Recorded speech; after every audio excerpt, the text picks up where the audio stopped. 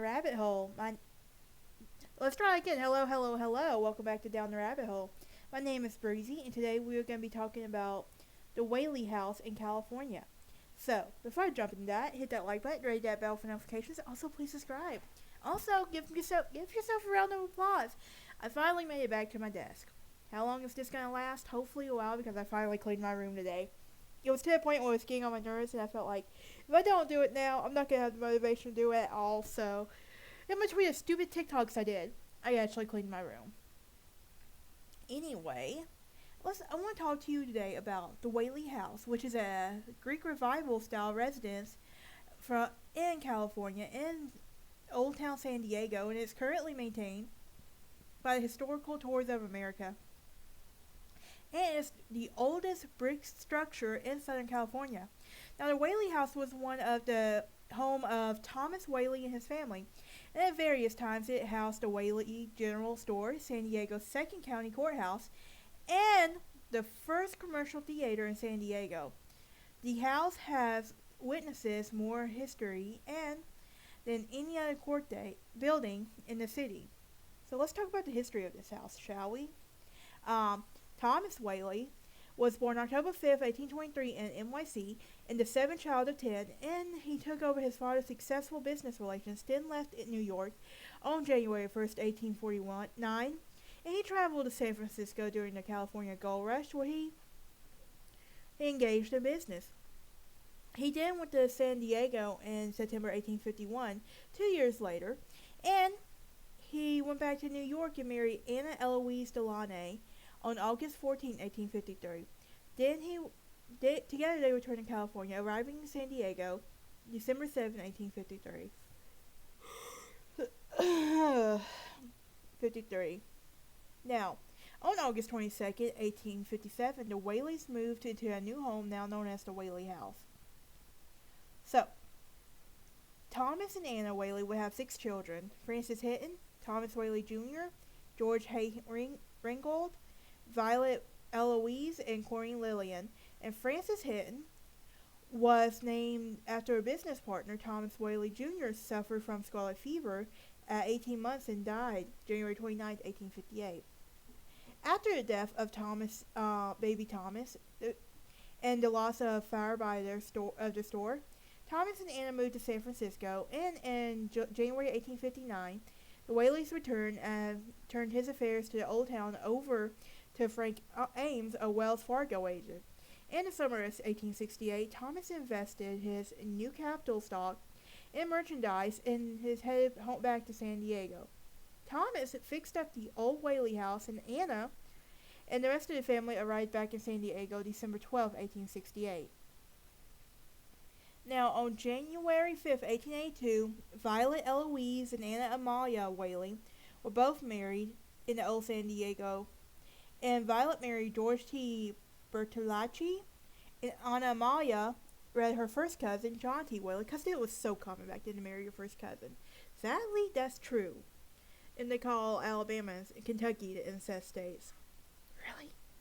When it was happening all over the world? But anyway, unfortunately for Violet, just after she got married, her husband revealed to her a letter of his sordid past.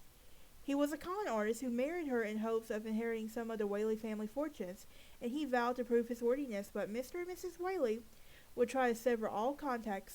Suffering from melancholy, Violet committed suicide by shooting herself in the chest with Thomas's .32 caliber on August 9, 1885, and she then was 22, and her suicide note would read, mad from life's history, swift to death's mystery, glad to be herded, anywhere, everywhere out of this world.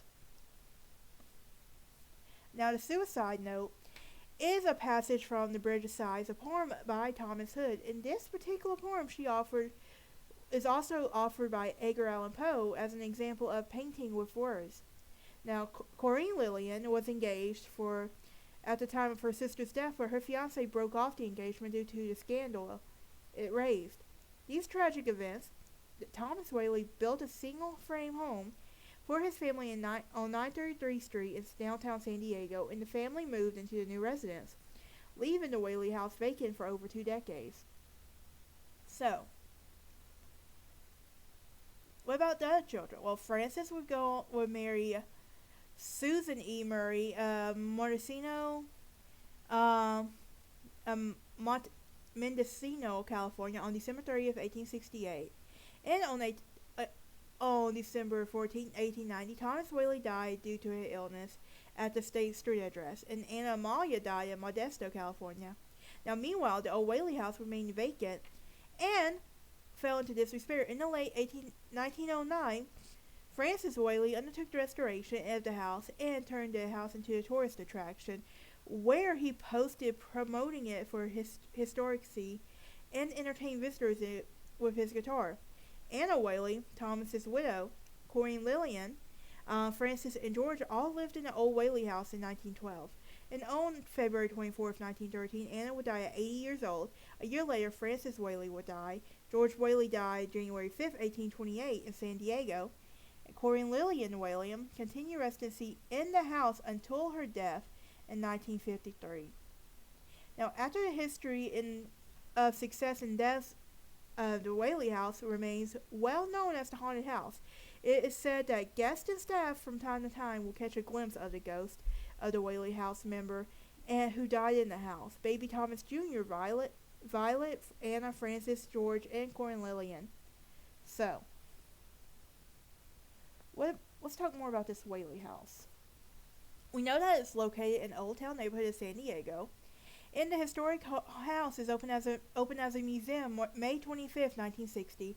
It was managed and led by James E. Redding on June A. Sturgill Redding. Now, June served as director of the Whaley House Museum from 1960 until her death in 1998. And the Whaley House has been maintained by Save Our Heritage organization since 2000. Since 2007, a living caretaker has lived on the property to prevent theft and vandalism. Now, a two-story Greek revival was designed by Thomas Whaley himself, and when construction began on May 6, 1856, it was completed in 1857, and the cost of the house was more than $10,000.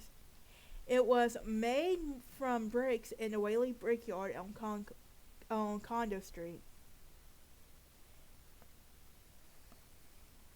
And everything.